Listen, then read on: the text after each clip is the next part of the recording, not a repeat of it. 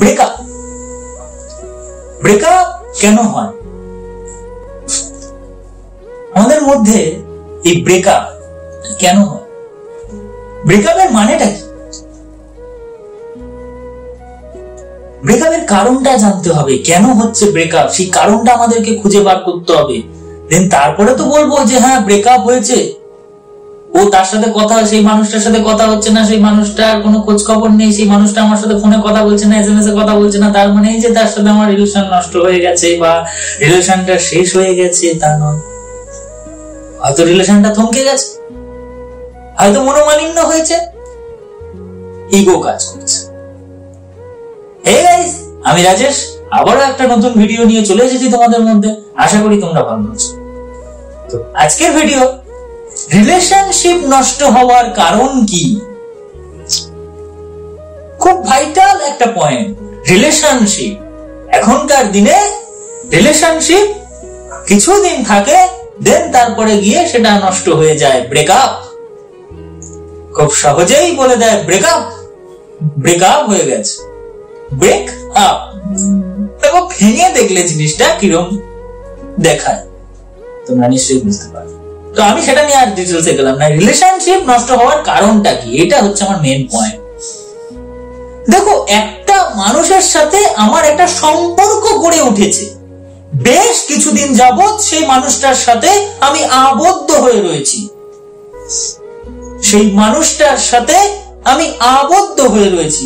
দেন সেই মানুষটা, এখন তার সাথে আমার কোনো কথা হচ্ছে না, কোনো কারণে আমাদের মধ্যে একটা মনোমালিন্য হয়েছে, তার সাথে কথা বলছি।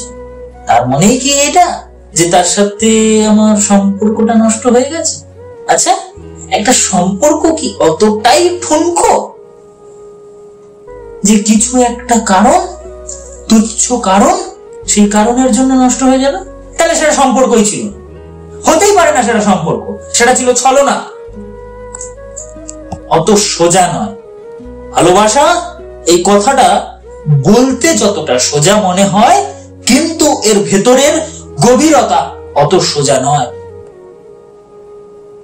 সবাইকে ভালোবাসা যায় না, সবাইকে ভালোবাসা যায় না, সব মানুষকে তুমি ভালোবাসতে পারবে না। কিছু নির্দিষ্ট মানুষকে আমরা ভালোবাসতে পারি। কেন ভালোবাসতে পারি? তার ব্যবহার। বৃক্ষ তোমার নাম কি, ফলে পরিচয়। আমরা একটা গাছকে কখন ভালো বলবো? যখন তার ফল দেবে, ফুল দেবে, তখন কিন্তু সেই গাছটাকে আমরা ভালো বলবো। তা আমার বিপরীত পক্ষের মানুষটাকে আমার যে ভালো লেগেছে, তা কোনো একটা কারণ, নির্দিষ্ট একটা কারণে আমার তাকে ভালো লেগেছে।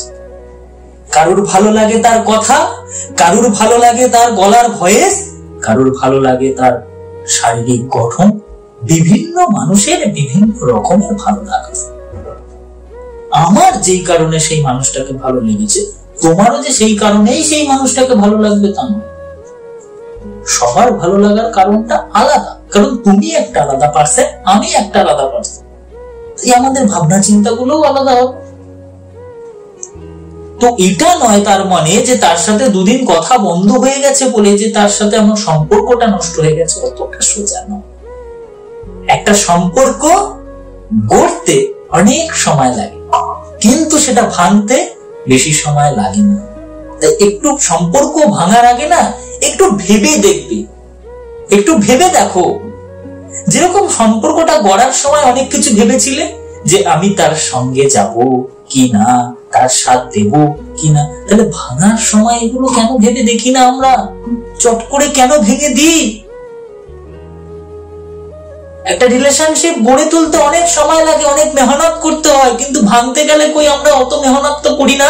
তখন কেন আমাদের সেই জিনিসগুলো মনে পড়ে না যে এর মধ্যে এত কিছু ছিল, আজকে সেই জিনিসটা ভেঙে দিচ্ছি?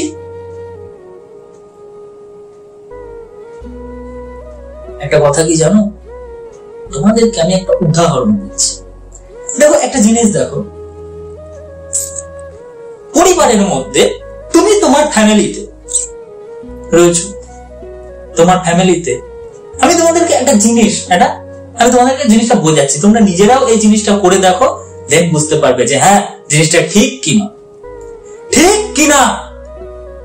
দেখো একটা জিনিস দেখো, আমাদের এই দুটো হাতকে পাঁচটা আঙুলকে আমরা এক জায়গায় করছি, ঠিক আছে? এবার এই পাঁচটা আঙুলের মধ্যে পাঁচটা আঙুল কিন্তু জুড়ে গেল একসাথে। এবার পাঁচটা আঙুল হয়ে গেল, 10টা আঙুল জায়গায় কিন্তু 5টা আঙুল হয়ে গেল। এখন কথা হচ্ছে এর মধ্যে এই যে এই আঙুলটা কিন্তু দেখো একটু কিন্তু ডিফারেন্ট, অনেকটা গ্যাপিং এ আছে। তো এই আঙুলটা কি? এই আঙুলটা হচ্ছে পরিবারের হেড অফ দা ডিপার্টমেন্টে যারা রয়েছে তারা, মানে কে? তোমার বাবা মা একসাথে। এই আঙুলটা, এই আঙুলটা হচ্ছে তোমার ফ্যামিলিতে তোমার ভাই বা বোন, এটাও তোমার পরিবারতন্ত্রের মধ্যেই পড়ছে। দেন তারপরে 3 নম্বর আঙুল হচ্ছে এইটা, যেটা সব থেকে বড়। এই আঙুলটা কিন্তু আমাদের সব থেকে বড়। এই যে এই আঙুলটা হচ্ছে তুমি, মানে ব্যক্তি নিজে।